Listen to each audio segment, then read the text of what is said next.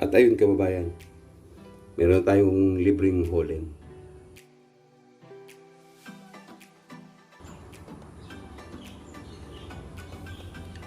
Hello mga kababayan.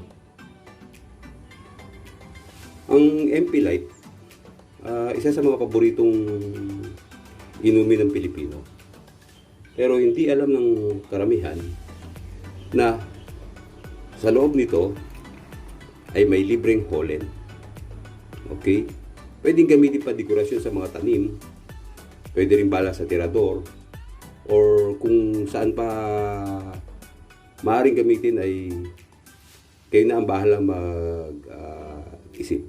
Okay? Pero ang video ito is just to show you na merong libreng holen sa loob nito. Katulad din yata ng ibang alak. Katulad ng ibang mga imported na alak. Meron sila itong pang-control ng pagtagay. So, ngayon, buksan na natin para makita natin. Ayun. Tutungkabin mo lang siya. Madali lang naman siya tungkabin.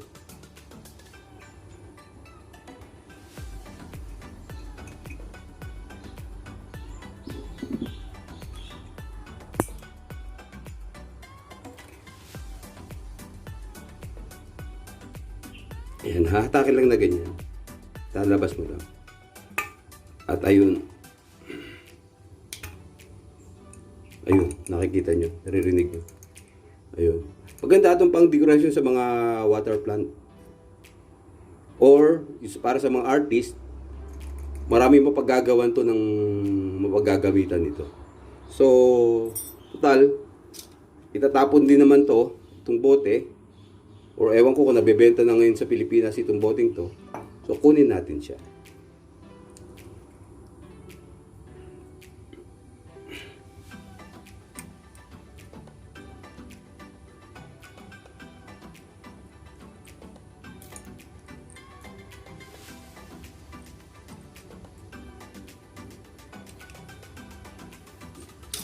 At ayun kababayan, meron tayong libreng holen. Ang cute niya, actually maliit. Ito sa mga gumagamit ng uso na ngayon ng tirador. Bumabalik ang katanyagan ng tirador. Isa ito sa mga paborito nilang bala. Naibebenta ito per kilo yata sa online. Okay, that's all for now.